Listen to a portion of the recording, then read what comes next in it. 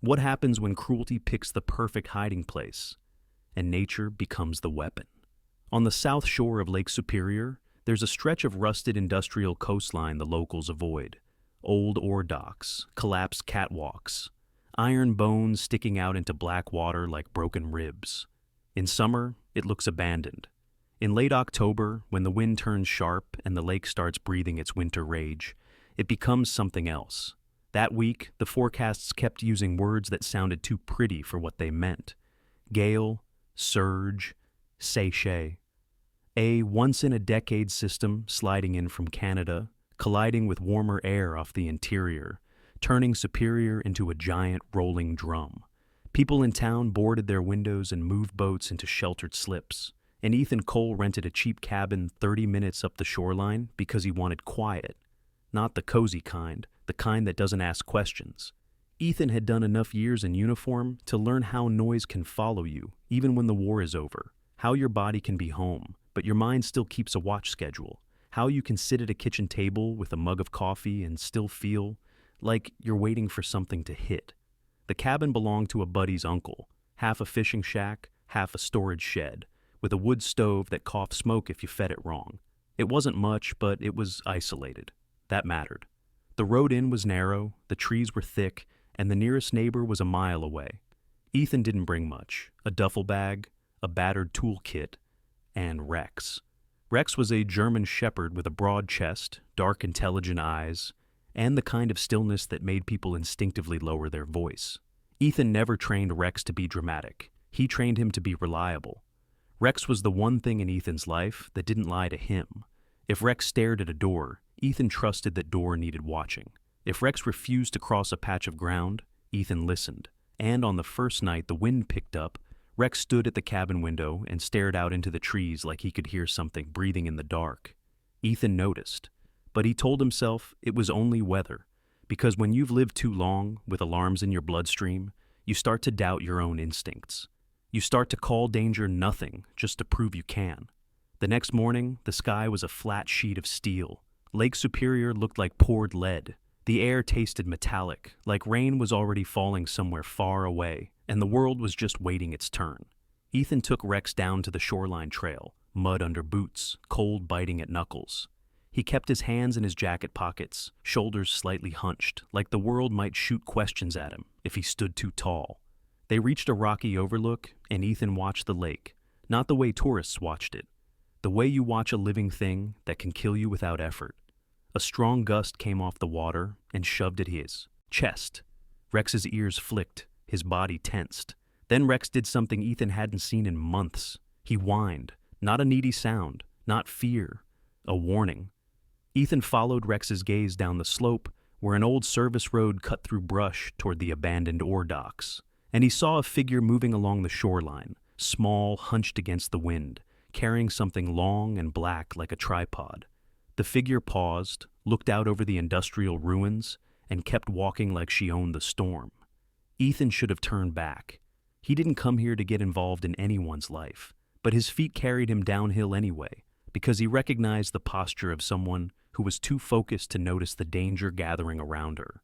When he got closer, he realized she wasn't a kid. She was maybe 19, 20, hair pulled into a rough bun, cheeks red from cold, a camera bag slung across one shoulder. She stood at the edge of a half-collapsed concrete platform, staring at the rusting spine of the ore dock that reached into the lake.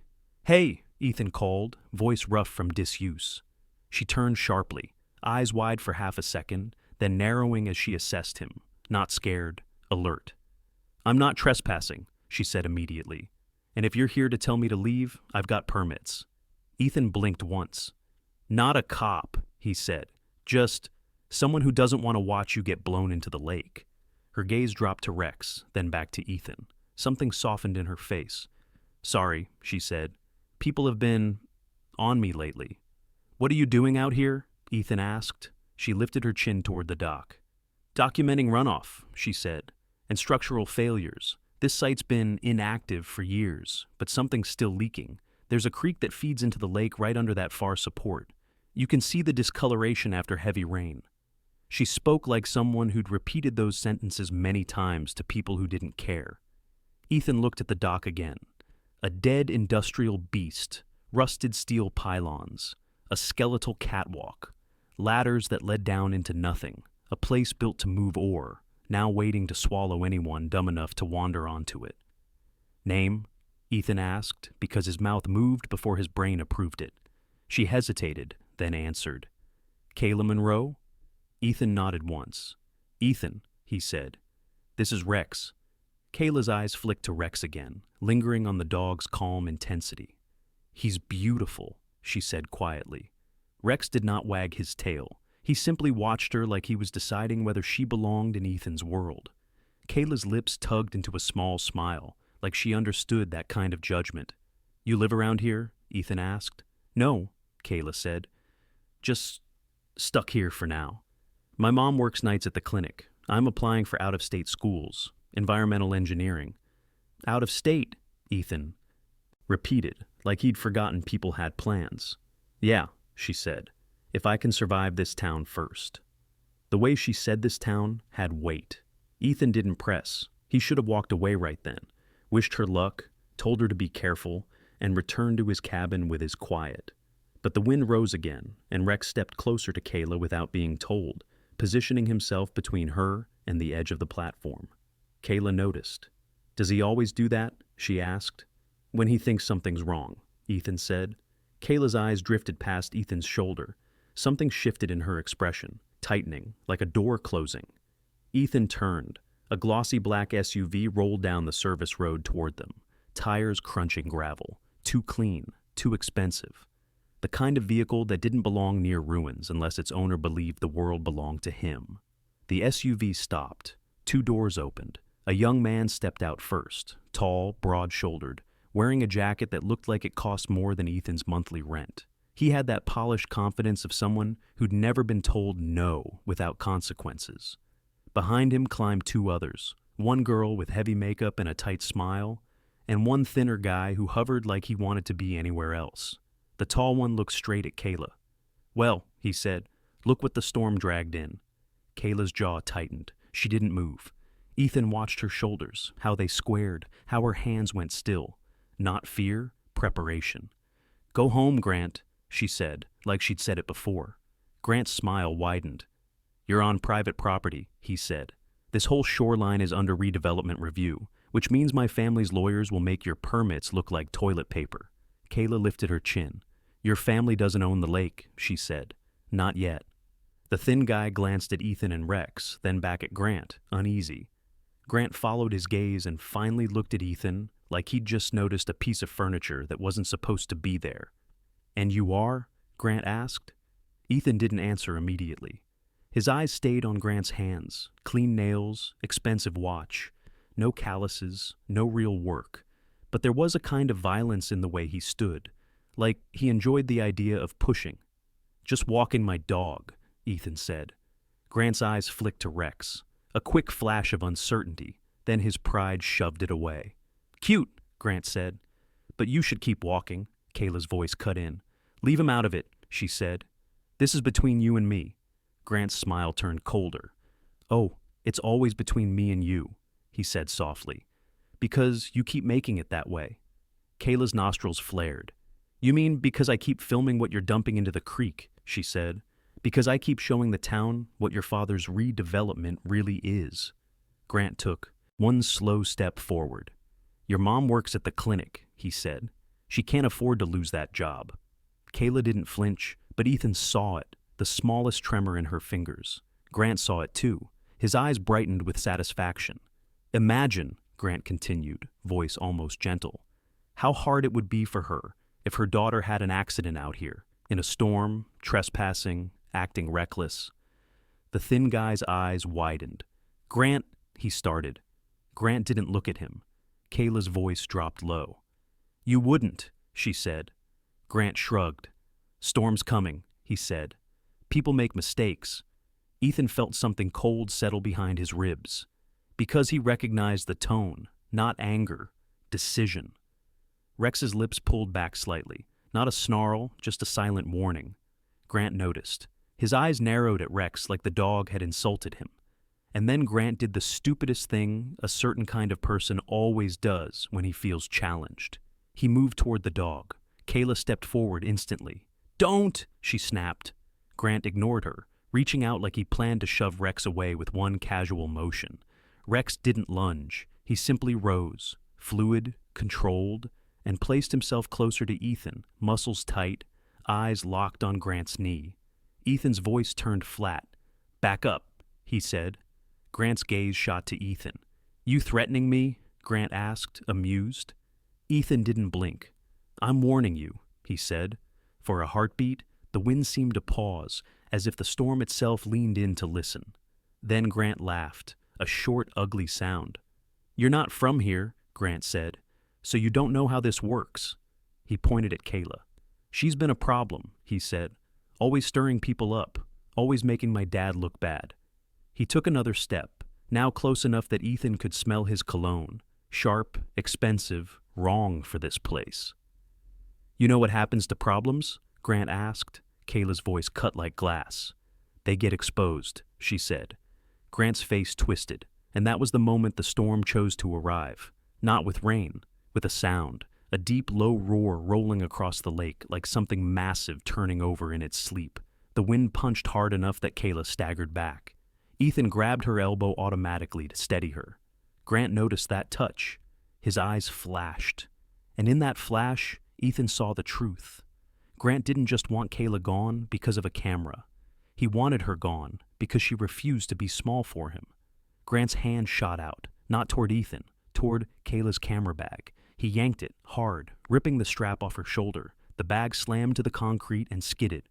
Kayla lunged for it, and Grant shoved her. She stumbled, boots scraping on wet concrete. Rex exploded into motion. He didn't attack Grant's throat. He went for the arm that had shoved Kayla, a clean, controlled strike, teeth snapping close enough to make the message clear. Grant recoiled with a shout, and that was all it took. The girl, Grant's companion, screamed like Rex had murdered someone. The thin guy froze, panic rising. Grant's face flushed red with rage and humiliation. "You stupid animal!" He swung his foot, hard. Rex twisted, but the boot still connected with Rex's ribs, an awful, dull thud that made Ethan's stomach drop. Rex yelped once, sharp and betrayed, then landed, legs splaying for half a second before he caught himself. Kayla's scream tore out of her. "No!" Ethan moved forward in the same instant, fast, precise. His hand grabbed Grant's jacket and shoved him back 2 steps with enough force to slam him against a rusted railing. Ethan didn't punch him. He didn't need to. His eyes were enough.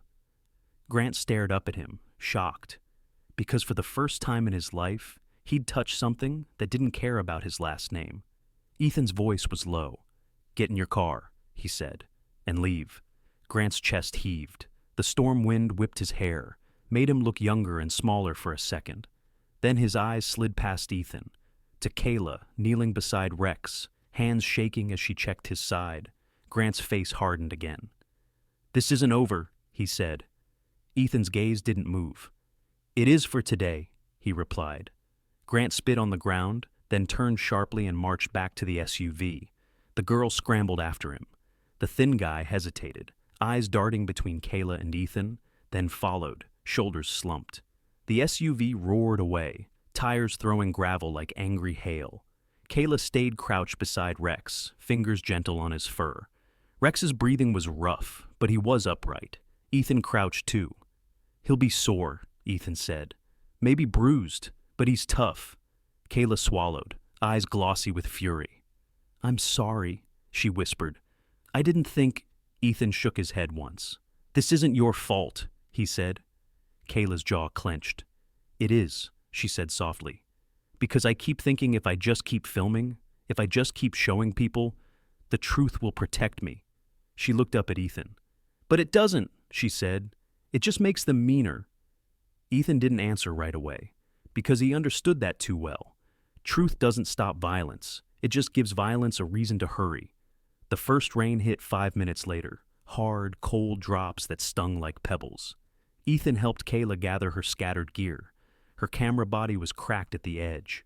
Her hands shook as she tested the lens. "It still turns on," she said, voice strained. "But—" "Get out of here," Ethan said. "Storm's not playing." Kayla hesitated, then nodded. She stood, adjusting her jacket, and looked at Ethan like she was memorizing him. "Thank you," she said, "for stepping in." Ethan's mouth tightened. "Be careful," he said. Kayla gave Rex one last look, then started up the path toward the road. Ethan watched her go until the rain blurred her into the gray. Then Rex pressed close to Ethan's leg, breathing heavy. Ethan rested a hand on Rex's neck. "Home," he murmured. Rex followed, but as they walked back through the trees, Rex kept glancing over his shoulder, ears angled back, like he could still feel Grant's eyes in the wind. That night, the storm became a living thing. Trees groaned, rain hammered the cabin roof like fists. The lake's roar was distant but constant, a low, endless threat. Ethan sat at the table with Rex lying nearby, and he told himself it was done. Grant had been scared off. Kayla would be home. Life would continue. But around midnight, Rex lifted his head sharply. Ethan froze. "Rex," he whispered. Rex stood, slow, silent, and went to the door. Not barking, not whining, just standing there, staring at the wood as if he could see through it. Ethan's skin prickled. He moved quietly, hand drifting toward the drawer where he kept his flashlight and the old fixed-blade knife he used for cutting rope and wood. Then the sound came. Not a knock, a frantic pounding, followed by a voice, thin and broken by rain. "Please, please, open up!" Ethan yanked the door open. The storm lunged inside, and a boy stumbled over the threshold like he'd been thrown from a moving car. He was soaked to the bone, face bruised, one eye swelling. His hands shook so hard his fingers looked numb. He looked up at Ethan with a kind of terror that doesn't belong to ordinary trouble. "She's out there," he gasped. Grant. Ethan's voice turned instantly calm, in the way it only does when something inside you flips from human to mission. "Who?" Ethan demanded. The boy swallowed hard, rainwater dripping off his chin. "Kayla," he choked out. He took her to the dock." Ethan's chest tightened. "What did he do?" Ethan asked, each word clipped. The boy's eyes darted to Rex, then back to Ethan like he was afraid even speaking it would make it real. "He chained her," he whispered, "to the lower ladder, on the far support. He said the lake's gonna rise. He said nobody will hear her over the storm." Ethan stared at him, because he knew what the boy meant before he finished the next sentence. "There's a seiche," the boy sobbed. "My dad works search and rescue. He told me when the wind hits right, the water sloshes. It can jump, like a bathtub. The dock floods." The boy grabbed Ethan's sleeve with desperate hands. "Please," he begged. "I didn't help. I swear I didn't. I ran. I came here because I saw you earlier. You stopped him. You're the only one." Ethan's brain was already moving faster than fear. Lower ladder, far support, rising water, storm surge, Saicha, a timed death, a perfect accident. Ethan looked down at Rex. Rex's ears were forward now, body trembling, not with fear, with readiness. Ethan inhaled once, then he moved. He didn't ask more questions. He didn't waste time on anger. He grabbed his waterproof jacket, his strongest rope, his headlamp, his trauma kit, because sometimes survival is decided by what you can stop bleeding, not what you can fight. He shoved boots onto his feet, and he grabbed the boy by the shoulder. "Name," Ethan said. The boy flinched. "Mason," he stammered. Ethan nodded once. "Mason," he said, voice iron. "You're coming. You're going to show me exactly where, and you're going to keep moving no matter what you feel." Mason swallowed, eyes shining. Okay," he whispered. Ethan stepped into the storm. Rex followed, limping slightly but refusing to be left behind. The night swallowed them. The road to the docks was half flooded in places, rain turning gravel into slurry. Wind shoved at the truck when Ethan found his keys and got it started, headlights carving 2 weak tunnels through the chaos. Mason sat rigid in the passenger seat, shaking, pointing when the road forked. "Left, no, right there," he choked. Ethan drove like the storm was just another obstacle course, not fast, precise, because speed in bad weather is how you die. Rex stood braced behind the seats, claws digging into the floor mat to stay upright as the truck bounced. When they reached the service road, a fallen tree blocked part of it. Ethan swore under his breath, parked, and grabbed the rope. "We go on foot," he said. Mason's face crumpled. It's far," he whispered. Ethan stared at him. "It's not far," Ethan said.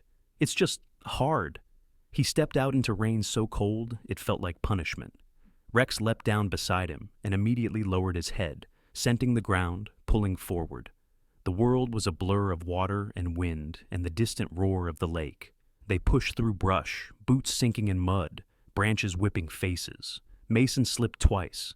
Ethan hauled him up without a word. They reached the concrete platform Ethan had stood on earlier. Now it looked like a different place. The dock's skeletal frame rose out of the lake like a giant trap.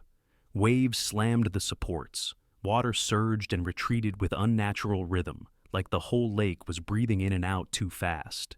Ethan's headlamp beams swept across rusted rails. Anne caught movement. A flash of pale skin. A figure clinging to a metal rung below the main platform, arms stretched, wrists bound. Kayla. Her hair was plastered to her face. She was soaked, shivering violently, chest heaving as waves punched her legs. She wasn't on the main deck. She was lower, where the ladder met the waterline, exactly where the siege would hit first. Ethan's stomach turned cold. "Kayla!" Mason screamed. Kayla's head jerked up. Even from this distance, Ethan saw the terror in her eyes change into something sharper. Hope. Then the wind ripped her scream away before it became a sound. Ethan scanned. Quickly, he needed an anchor point above. The dock's main supports were corroded. The railings looked weak. One wrong tie-off and the whole system would rip loose. He swept his light across the concrete platform and spotted a thick steel mooring ring embedded in the slab. Old, rusted, but anchored deep. He yanked on it. It held. Ethan nodded once. "Mason," he shouted over the storm. "You hold this rope. Wrap it around your waist and brace behind that concrete block. If you let go, I die. Do you understand?" Mason's eyes went wide. He started. Ethan stepped close enough that Mason could see his face clearly. "You came here because you wanted to be better than him," Ethan said. "Now prove it." Mason's throat bobbed. He nodded hard. "Yes," he said. "Yes, I understand." Ethan clipped the rope, checked the knot twice, then cinched the harness around his own waist. Rex whined sharply, stepping forward as if to follow. Ethan crouched, grabbing Rex's face gently. "Stay," he ordered. "Guard." Rex's eyes held his, dark, furious, loyal. Then Rex sat, trembling, watching Ethan like he was trying to burn the image into memory. Ethan swung over the edge. The first contact with the dock ladder was a shock, metal slick with algae and rain, vibrating with each slam of the waves. He descended fast but controlled, boots finding rungs, one hand on the rope, the other on the ladder. Below, Kayla fought to keep her head above water when waves surged. Her wrists were chained, actual chain, wrapped around the ladder rung, padlocked. Grant didn't just want her gone, he wanted it to be impossible for her to free herself. Ethan dropped to a rung level with her shoulders. "Kayla!" he shouted. She coughed, blinking hard through rain. "Ethan!" she rasped, voice thin, almost swallowed by the lake. Ethan didn't waste words. "I'm here," he said. "Look at me." Kayla's eyes locked onto his, like a drowning person grabbing a rope. Ethan pulled a bolt cutter from his pack, compact, heavy, the kind he used for stubborn locks when people got trapped in bad places. He wedged himself, bracing against the ladder as waves tried to wrench him off. "Hold your breath when I say," Ethan ordered. "Waves are going to hit." Kayla nodded, teeth chattering so hard Ethan heard it. A massive swell rolled in. "Now!" Ethan barked. Kayla sucked in air. The wave hit. The world turned white and violent.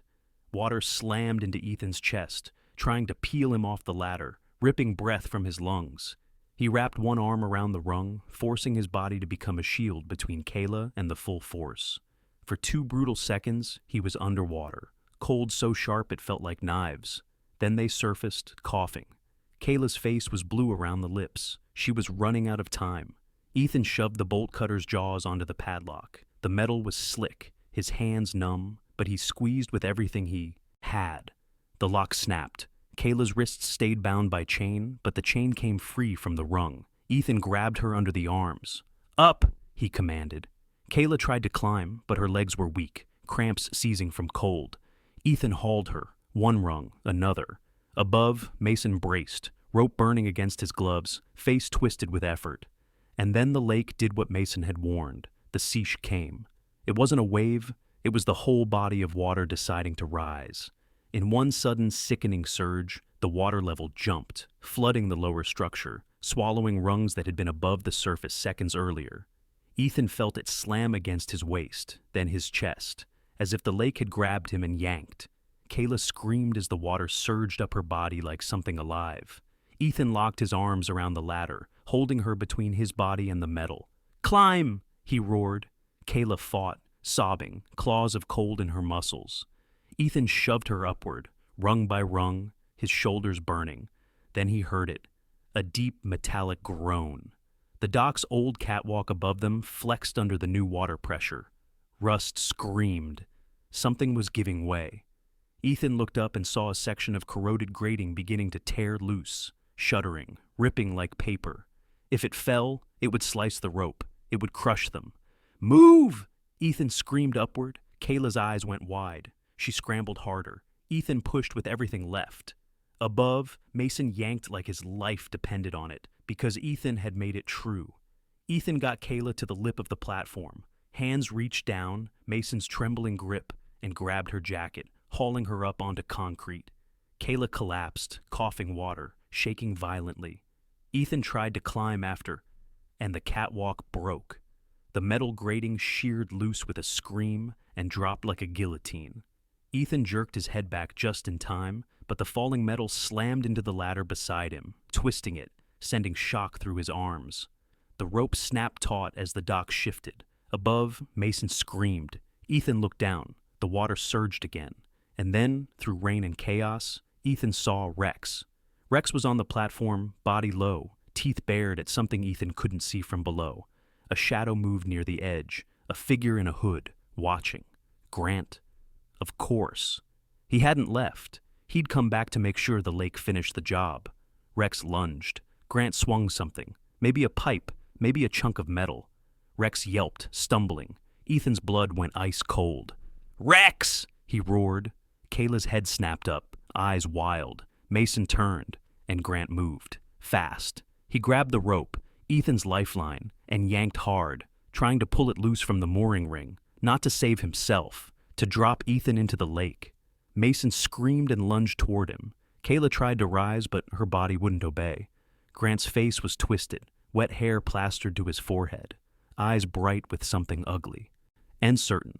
"You're not supposed to be here," he screamed at Ethan through the storm. "This isn't your town." Ethan hung below, one arm hooked around the ladder, the other reaching, not for himself, for Rex. Because Rex was dazed, trying to get up, trying to protect Kayla, even while hurt. Ethan's voice turned lethal. "Mason!" he shouted. "Knife, my pack, cut his hands off that rope." Mason hesitated only a fraction, then grabbed Ethan's pack, ripped it open, found the knife. Grant's eyes widened as Mason stepped forward with shaking determination. "Don't," Grant hissed. "You owe me—" Mason's voice cracked, but it held. "I don't owe you a life," he said. He slashed, not at Grant. At the rope in Grant's grip, the small loop Grant had wrapped around his hand to yank harder. The blade cut it clean, snapping Grant's leverage. Grant stumbled back, balance lost on slick concrete.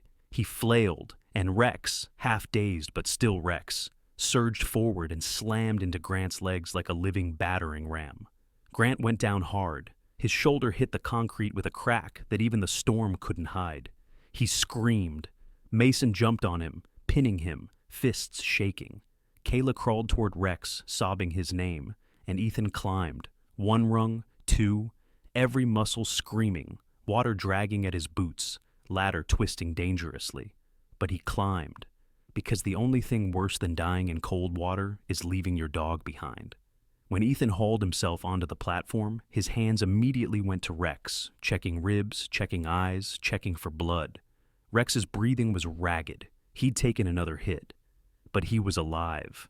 Kayla wrapped both arms around Rex's neck, shaking so hard her teeth clicked. "I thought," she choked, "I thought he—" Ethan's gaze lifted to Grant, who lay pinned under Mason, face contorted. Grant's eyes met Ethan's, and for a second, the storm sound faded, replaced by a different silence. The silence of someone realizing his name won't save him anymore. But Grant's lips curled. "You think," he spat, "anyone's gonna believe you?" Ethan didn't answer. He reached into Kayla's torn camera bag and pulled out the cracked camera body. He turned it on. The screen flickered, still working. Kayla stared, confused. Ethan looked at her. "You ever back up your footage?" he asked. Kayla blinked, then nodded faintly. "To the cloud," she whispered. "Auto-upload when it connects." Ethan's eyes narrowed. "And what did you film today?" he asked. Kayla's breath hitched. Her gaze slid to Grant, then back to Ethan. She understood. She reached with shaking hands, tapped the camera, scrolled through the last clips. The screen showed Grant's face, earlier on the platform, smirking while he grabbed her bag. Then later, brief, blurred, Grant's voice caught by the camera's audio as he dragged her toward the ladder, saying something that made Kayla's skin crawl. "Let the lake do it. No marks, no witnesses." Mason's face went gray. Grant's eyes widened. Kayla's throat tightened. Ethan's voice was calm. "That's your confession," he said. Grant's expression shifted, panic flickering for the first time. "No," he started. Ethan looked at Mason. "Call 911, he ordered. "And don't say accident. Say attempted murder. Say storm rescue in progress. Give coordinates." Mason fumbled his phone, hands shaking, but he obeyed. Grant began to laugh, thin, hysterical. "My dad," he gasped. "My dad owns the sheriff." Ethan's eyes didn't move. "Then your dad can explain the cloud backup," Ethan said. Grant's laugh died, because for the first time, he realized the storm didn't erase everything. Sometimes it reveals what was already rotten. The rescue didn't end at the platform. It rarely does. The cold had gotten into Kayla deep. Hypothermia wasn't dramatic. No movie screaming, no neat collapse. It was subtle. It was the body quietly deciding to quit. By the time they reached Ethan's truck, Kayla's shivering had slowed, which was worse. Her skin felt waxy under Ethan's fingers as he checked her pulse. Ethan shoved her into the passenger seat, cranked the heater, wrapped her in every blanket he had. Rex climbed in last, trembling, refusing to be separated from her. Mason sat in back, still on the phone, voice breaking as he gave dispatch the details. The sirens came slower than Ethan wanted, because storms make everything harder, but they came. An ambulance, a state trooper, and, yes, eventually, the local sheriff's cruiser, sliding in like it owned the road. The sheriff stepped out, heavy-set, rain-slicking his hat, expression already annoyed like the storm was wasting his time. Then the black SUV appeared again behind him. Not Grant's, a bigger one. With tinted windows, power. A man got out. Older, thick neck, expensive coat, eyes sharp and furious. Grant's father. He walked straight toward Ethan like the world bent for him. "What is this?" he demanded, voice loud over rain. "I'm told my son was attacked, by a stranger, with a dog." The sheriff nodded along like a puppet. Ethan stepped forward, rain soaking him, face unreadable. Kayla sat inside the truck, barely conscious, Rex's head pressed against her chest. Mason stood near the tailgate, shaking but upright. Grant's father pointed at Mason. "That boy is lying," he snapped. "He's always been weak, always jealous." Grant, now cuffed, leaned against the cruiser, face pale, eyes darting. The sheriff cleared his throat. "Sir," he said to Ethan, "I'm going to need you to step aside. We're taking statements." Ethan looked at the sheriff's badge, then at the man behind him, and he felt something in himself settle. Heavy, quiet, absolute. Not rage. Resolve. He reached into his pocket and pulled out his phone. He didn't show it yet. He simply spoke. "My name is Ethan Cole," he said. "U.S. Navy veteran, and you're going to listen very carefully." Grant's father scoffed. "Veteran?" he spat. "So what?" Ethan's eyes stayed on his. "So," Ethan said evenly, "you can try to bully your way through small-town conversations, but you can't bully your way through federal servers." Grant's father's brow furrowed. Ethan turned his phone so the sheriff could see.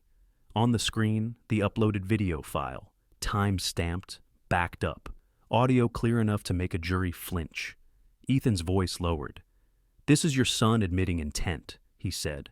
"This is him saying he wanted the lake to do it. This is him trying to pull my rope loose while I was hanging over water. And if you try to bury this, if you try to intimidate witnesses or interfere, then you're not playing with teenagers anymore." The sheriff's face shifted, subtle, but Ethan caught it. Fear. Grant's father's jaw tightened. "Who do you think you are?" he hissed. Ethan leaned closer, rain dripping off his lashes. "I'm the guy who doesn't leave people chained to drown," he said. "And I'm the guy who already sent that file to 3 places you don't control." He looked at Mason.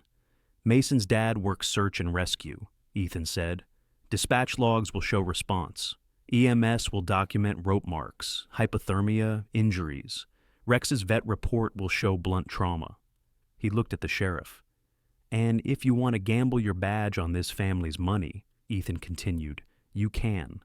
But you'll be gambling it against evidence that doesn't disappear." Silence. The storm filled it. The sheriff swallowed. He turned slowly to Grant's father. "Sir," he said, voice suddenly careful, "I need you to step back." Grant's father stared like he'd never heard that phrase before. Grant's eyes widened in panic. "Dad!" he began. But the ambulance doors slammed, and the paramedic's voice cut through everything. "We're taking her now." Kayla's stretcher rolled past, her face pale, eyes half open. Rex whining softly as he tried to follow until Ethan held him gently. "It's okay," Ethan murmured to Rex. "She's not alone." Kayla's fingers weakly reached through the blanket and brushed Rex's fur. Rex went still, like that tiny touch was a command to keep breathing. Weeks later, the ore dock was taped off, not for redevelopment, but for investigation. The town couldn't pretend anymore, not after the videos, not after the EMS reports, not after the storm had dragged the truth right into daylight. Grant's father tried to control the story. He failed. Because this time, the evidence wasn't a rumor, it was a file. Grant faced charges, the sheriff faced questions, and people in town started saying Kayla's name with something new in their voices: respect. One cold afternoon, when the lake finally calmed, Ethan walked the shoreline trail again with Rex at his side, Rex moving slower, ribs still healing, but eyes as sharp as ever. At the overlook, Ethan found Kayla sitting on a rock, bundled in a thick jacket, camera in hand, new camera this time, but the same stubborn focus. She looked up as Ethan approached. Rex padded forward and pressed his head into her knee. Kayla's eyes shone as she scratched behind his ear. "Hey, hero," she murmured to Rex. Ethan stopped beside them, hands in pockets, staring out at Lake Superior. Kayla spoke quietly, like she didn't want to spook the peace. "I got accepted," she said. Ethan looked down. "Out of state?" he asked. Kayla nodded. "Yeah," she whispered. "Full scholarship. Turns out, telling the truth on camera matters when people finally watch." Ethan's mouth tightened into something almost like a smile. "Good," he said. Kayla's gaze drifted to his face. "I don't know how to thank you," she said softly. "You didn't have to come back out there." Ethan looked at the lake. Wind moved across it, gentle now, like the storm was just a memory. He exhaled once.